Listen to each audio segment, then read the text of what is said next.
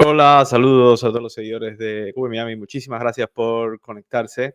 Queremos hablarles hoy un poquito de el asilo en la frontera, de esta nueva regla que ha propuesto la administración Biden, que está siendo muy criticada por ambas partes, ambas partes de la política de Estados Unidos, tanto el Partido Republicano como el Partido Demócrata están criticando a la administración Biden por esta nueva regla que, en mi opinión, es no un intento de arreglar el problema en la frontera, sino una jugada política, una maniobra política de cara a las elecciones para aparentar que la administración está teniendo una posición más fuerte en relación a la frontera. Recuerden que la frontera es uno de los puntos más fuertes en la campaña, los puntos de más disputa en la campaña electoral, y la administración Biden ha quedado muy mal en relación a lo que se ha hecho en la frontera.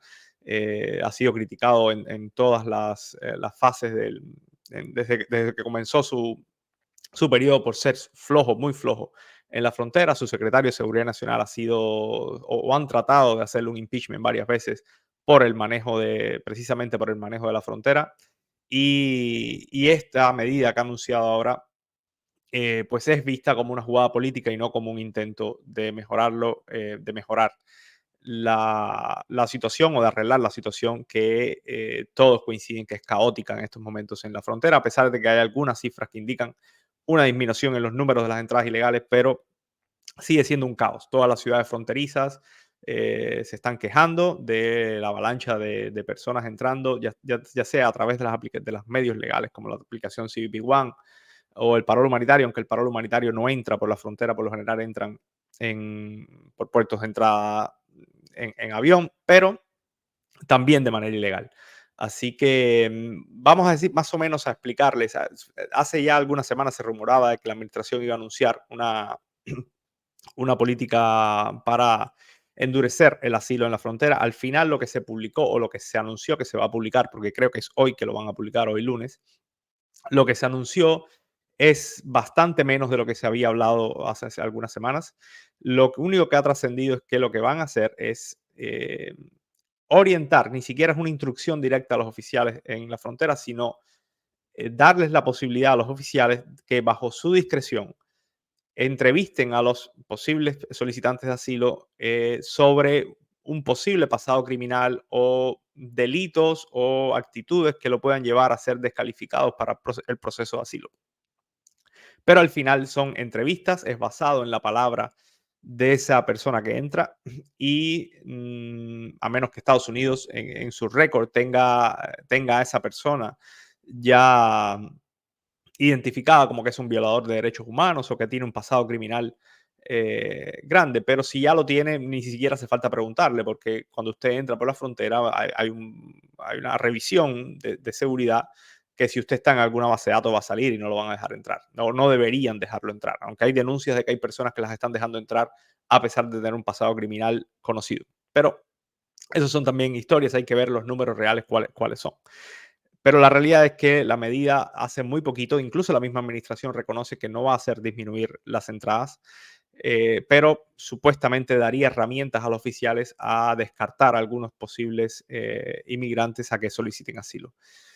Algunas de las preguntas que podrían hacer, que podrían buscar estos oficiales, repito, no es una instrucción directa, no es obligatorio el oficial hacerla, es a discreción del oficial. El oficial va a tener la discreción, va a tener la posibilidad de hacer estas preguntas o de buscar indagar sobre el pasado de ese inmigrante en relación a violaciones de derechos humanos, persecución política, ya sea o de raza o de sexo.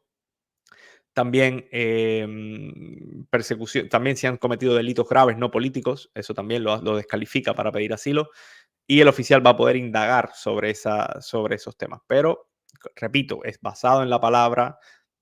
Yo, dígame mal pensado, pero yo creo que si viene un criminal tratando de entrar a los Estados Unidos y le pregunta, ¿tú fuiste un criminal? No va a decir que es un criminal. Lo único que podría servir esto es que más adelante usted quedaría en récord si cometió un delito, llega a la frontera, le preguntan y usted dice que no cometió ningún delito, queda en el récord que usted mintió a las autoridades federales y eso después podría ser usado para deportarlo. Pero tienen que demostrarle después que usted mintió. Lo mismo con los que persiguen basada en los derechos humanos, los violadores de derechos humanos o que hacen persecución política. En el caso de los cubanos, tenemos muchos cubanos que son conocidos, testaferros de la dictadura cubana, que están entrando a los Estados Unidos a través del parol humanitario, a través de la CBP-1, pidiendo asilo y evidentemente han mentido a las autoridades de los Estados Unidos, pero al final no pasa nada, muchos obtienen la residencia, incluso la ciudadanía de los Estados Unidos. Eso es un fallo tremendo en la seguridad de los Estados Unidos, pero viene ocurriendo, salvo algunas excepciones que han logrado identificarlos bien, se ha hecho una denuncia y esa denuncia después ha llevado a que esa persona sea deportada. Creo que, si no recuerdo mal, que yo recuerde, hay al menos 2 casos así que han sido muy públicos, pero más allá de eso, al menos públicamente no se ha sabido o no se ha conocido de personas que cooperan o han cooperado con la dictadura cubana, después están aquí, reciben la residencia y la ciudadanía y después pues se les revierte en algún proceso. Pues esa es alguna de las preguntas, según el periodista Mario Pentón, que entrevistó a algunos abogados para Martín Noticias. Supuestamente, esto es obviamente extraoficial, los oficiales podrían indagar sobre si la persona ha perseguido a otros por problemas de raza, religión, nacionalidad, membresía a un grupo social particular u opciones políticas. Es decir, si usted es un represor, usted no podría entrar a los Estados Unidos de manera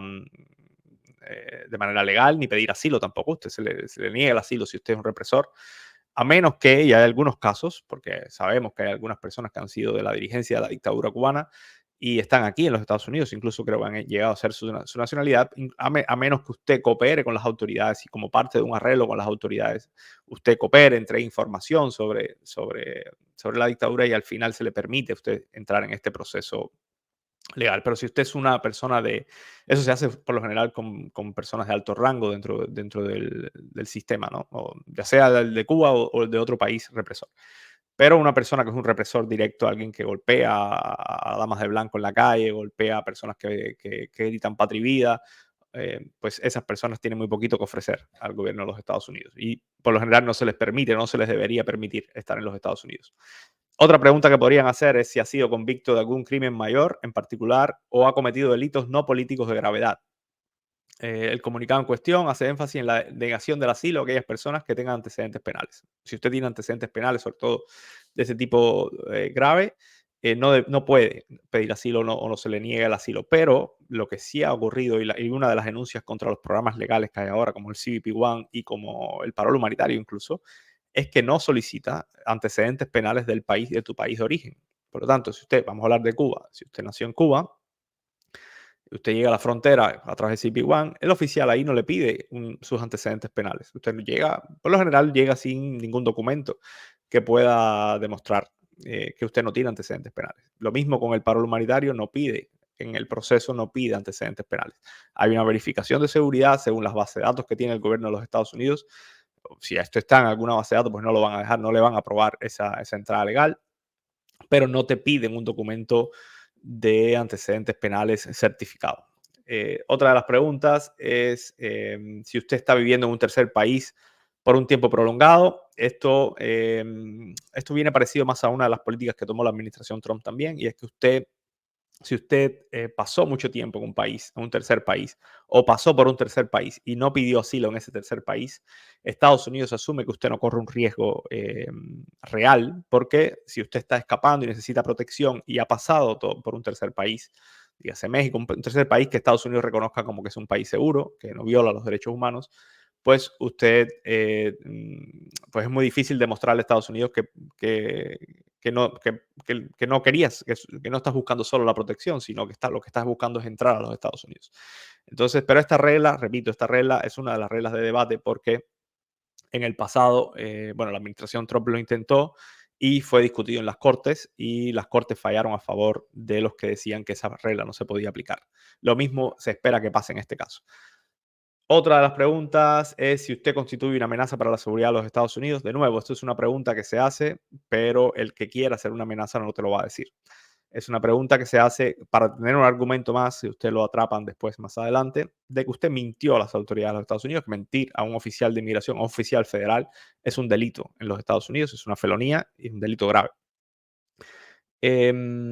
Dice, puede ser reubicado dentro de su país de origen como alternativa al asilo. Y esto Es como si usted tiene la posibilidad de quedarse en otro país que no sea los Estados Unidos. De nuevo, el que está ya tratando de entrar por la frontera, lo más probable es que le diga que no. Entonces, estas son preguntas, repito, lo que podría pasar, pero es más o menos según la regla lo que se va a instruir a los oficiales en la frontera. Mm, a ver, la regla, se está hablando mucho en los últimos días, pero la regla no es oficial todavía. Se va a publicar, creo que hoy. Después de que se publique hoy, va a tener 30 días de discusión. Recuerden, las elecciones son en noviembre. Tengan presente esto porque esto es una movida, simplemente una movida política. No va a arreglar nada en la frontera, no va a disminuir nada en la frontera. Y esto es mi opinión, pero creo que es la opinión de muchísimos especialistas.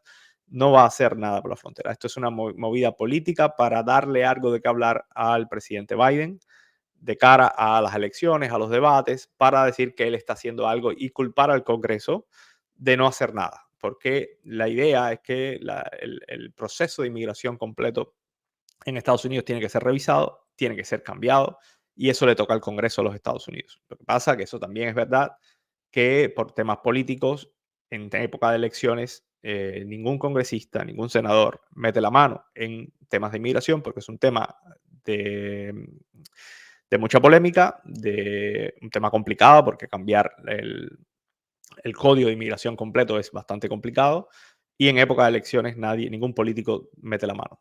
Se va a hablar de esto, se habla mucho, se critican ambas partes, pero nadie arregla el problema de base. Así que esta es la situación que hay, el problema del asilo. Las elecciones en noviembre, si ocurre lo que todo el mundo está esperando y es que gane el expresidente Donald Trump, el descontento con la administración Biden es tremendo. Así que vamos a ver qué pasa, pero si gana Donald Trump ha prometido ser más duro en temas de inmigración, ha prometido incluso llevar a cabo una de las mayores operaciones de deportación de los Estados Unidos, deportar a muchísimas de las personas que tienen orden de deportación y todavía están presentes en los Estados Unidos. Así que hay que ver cómo lo hace, eso no es una tarea fácil. Ese es su compromiso, pero hay que ver si lo logra hacer porque primero es costosísimo, porque las personas que están ahí no se van a entregar para que los deporten, es decir, hay que buscar a esas personas que tienen orden de deportación, hay que organizar con los países que lo tienen que recibir. Eso no es fácil. Muchos países no van a cooperar del todo para recibir a millones de personas que están indocumentadas en los Estados Unidos, porque eso es un problema también para esos países. Y claro, Estados Unidos tiene maneras para hacerlo, tiene formas de presionar a esos países económicamente, porque muchos de esos países dependen del comercio con los Estados Unidos, de ayudas de los Estados Unidos, de programas de financiamiento que lleva Estados Unidos. Sí que tiene maneras para hacerlo, pero no es una tarea fácil. Y la otra cuestión es el costo de esa operación. Es buscar a esas personas que tienen orden de deportación, detenerlos y comenzar a hacer esos vuelos que tienen un costo también. O sea, es una operación costosa. Vamos a ver si gana el expresidente Donald Trump en las elecciones. Todas las encuestas indican que está de favorito para ganar en noviembre. Si eso si ocurre esa operación de deportación finalmente. Saludos a todos, muchísimas gracias por seguirnos, gracias por ver nuestros videos, gracias por compartir, gracias por comentar y si no estás suscrito al canal, por favor suscríbanse para ver más noticias. Saludos a todos.